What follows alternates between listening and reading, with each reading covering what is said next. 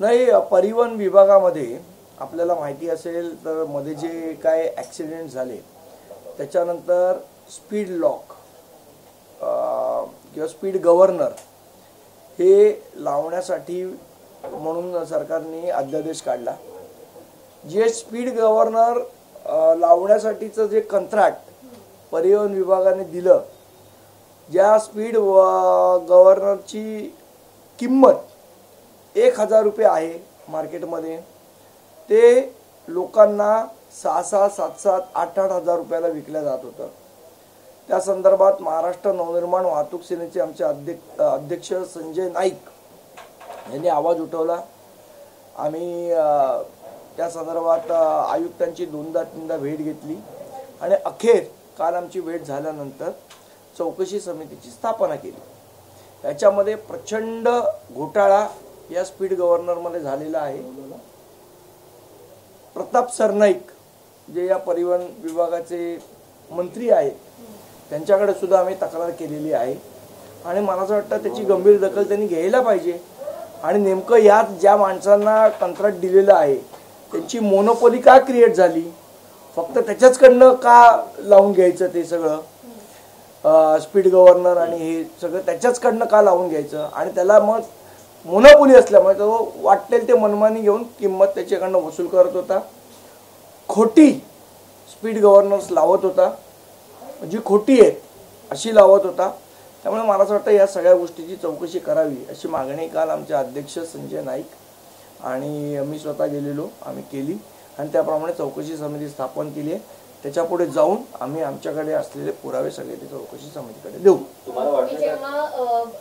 पाहणी केली होती परिवहन कार्यालयाच्या बाहेर, तेव्हा तुम्ही असं यायला पाहिजे आणि नेमकं यात ज्या माणसांना कंत्राट दिलेलं आहे त्यांची मोनोपोली का क्रिएट झाली, फक्त त्याच्याचकडनं का लावून घ्यायचं ते सगळं स्पीड गव्हर्नर आणि हे सगळं त्याच्याचकडनं का लावून घ्यायचं आणि त्याला मग मोनोपोली असल्यामुळे तो वाटेल ते मनमानी घेऊन किंमत त्याच्याकडनं वसूल करत होता, खोटी स्पीड गव्हर्नर्स लावत होता, जी खोटी आहेत अशी लावत होता। त्यामुळे मला असं वाटतं या सगळ्या गोष्टीची चौकशी करावी अशी मागणी काल आमचे अध्यक्ष संजय नाईक आणि मी स्वतः गेलेलो, आम्ही केली आणि त्याप्रमाणे चौकशी समिती स्थापन केली आहे। त्याच्यापुढे जाऊन आम्ही आमच्याकडे असलेले पुरावे सगळे ते चौकशी समितीकडे देऊ। पाहणी केली होती परिवहन कार्यालयाच्या बाहेर, तेव्हा तुम्ही असंही म्हटलं होतं की जो कंत्राटदार आहे तो एका विशिष्ट भागातला आहे आणि त्याला ही मोनोपॉली दिली गेलेली आहे। ठाण्यातला आहे। तर त्या कंत्राटदाराविषयी काही माहिती पुढची मिळेल ना। आता मला असं वाटतं तर चौकशी समिती लागली आहे, कंत्राटदाराचे कुठल्या राजकारणाबरोबर लागेबंधे आहेत ठाण्यामध्ये ते येईल बाहेर। पण ते लागेबंधे आहेत असं तुम्हाला वाटतंय का? कारण तुम्ही म्हणताय की तो एकच माणूस आहे, एकच कंपनी आहे। मला असं वाटतं याचं उत्तर प्रताप सरनाईकांनी दिलं पाहिजे। ठाण्यातल्या त्या व्यक्तीकडे पूर्ण महाराष्ट्राची आहे आणि त्यालाच का दिलं याचं उत्तर प्रताप सरनाईकांनी द्यायला लागेल। तुम्ही आज एक एक्स वरती प्रतिक्रिया किंवा पोस्ट केली, नेमकं प्रकरण काय? मराठीच महापौर होणार आणि खानाच्या भीतीनं इतर भाषिकांचे महापौर होण्याचा मनसुबा। मुळात असं आहे की परवा मला वाटतं भाजपचे अध्यक्ष, मुंबई प्रदेश अध्यक्ष अमित सट्टम असं म्हणाले की काय ठाकरेंची सत्ता आली तर म्हणे खान महापौर होईल। मुळात असं आहे की मुंबईचा महापौर कोण होणार हे मुंबईचा मराठी माणूस ठरवतो। हे अमित सट्टम ठरवत नाही की अजून कोणी शेलार ठरवत नाही, हे ठरवण्याचा अधिकार हा मुंबईच्या जनतेचा आहे।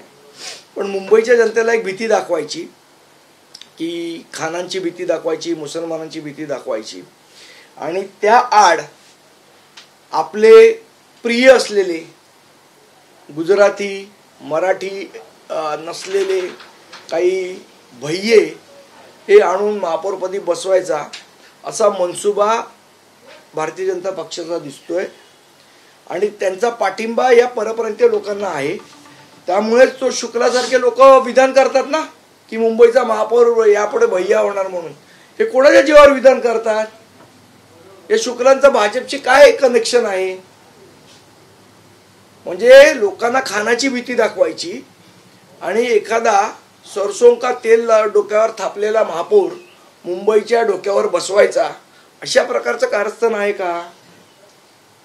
हा महत्त्वाचा प्रश्न आहे। गेल्या अनेक वर्षांपासून आता मुंबई भाजपचे काय पक्ष नेतेपद महापालिकेतलं कोणाकडे होतं? विनोद शर्मांकडे होतं. मराठी आहेत का? नाही आहेत. त्याच्या आधी गटनेतेपद कोणाकडे होतं? मनोज कोटकांकडे होतं. त्याच्या आधी कोण होते? दिलीप पटेल होते. मग हे गुजराती भैये आमच्या डोक्यावर आणून तुम्ही बसवणार आहात का? हा महत्वाचा प्रश्न आहे. मुंबई ही मराठी माणसाचीच आहे. त्याच्यासाठी 106 हुतात्म्यांनी बलिदान दिलेलं आहे. त्यामुळे इथे तिथे कोणी नाही.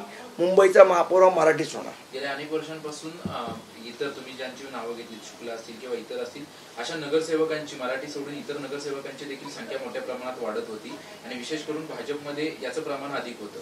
भाजपमध्ये 50% वर परप्रांतीयच आहेत नगरसेवक. त्यांची लिस्ट काढून बघा.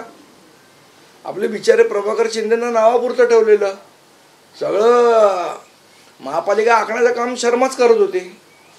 मुख्यमंत्र्यांनी देखील म्हटलंय की लिहून घ्या, तुम्ही शूट करून घ्या. भाजपमधल्या मराठी माणसांनी सुद्धा याच्याबद्दल जागरूक राहिलं पाहिजे.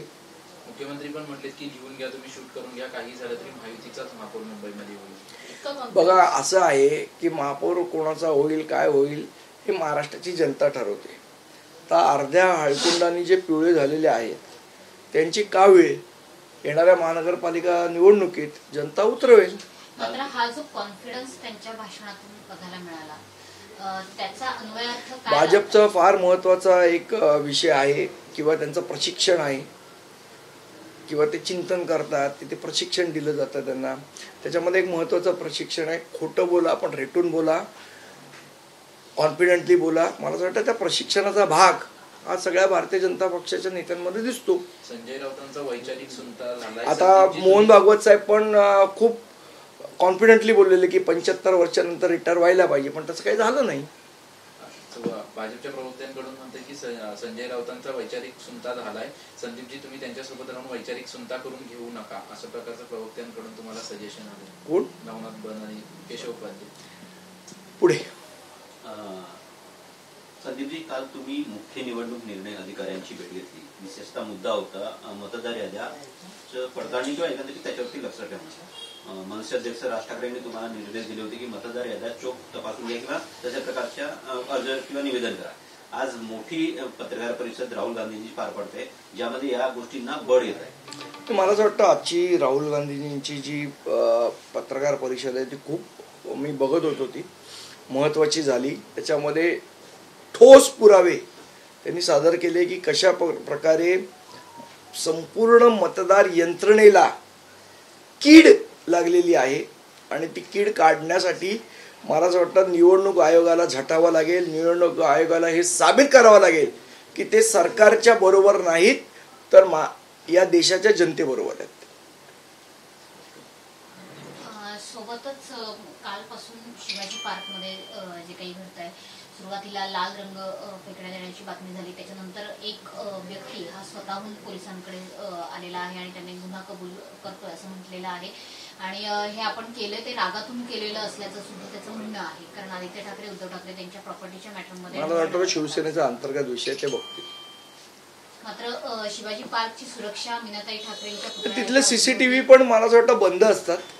त्याचं एकदा पडताळणी केली पाहिजे, कारण अनेक साखळी चोर वगैरे अशाही घटना तिथे घडतात. त्यामुळे मला असं वाटतं सीसीटीव्हीची सुरक्षा हे तिथे असणं महत्वाचं आहे.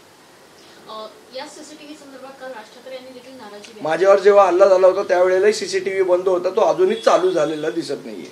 याच्या आधी 19 वर्षापूर्वी पण अशीच घटना घडलेली. त्याच्यानंतर पण प्रार्थना स्थळं जी आहेत किंवा प्रेरणास्थळं आहेत त्या ठिकाणी मला असं वाटतं महासाहेबांचा जो पुतळा आहे तिथे, म्हणजे मी आता ह्याच परिसरात राहतो त्यामुळे तिथे 24 तास सुरक्षा असते. नेमकी त्यावेळेला कशी नव्हती याची चौकशी पोलीस करतील.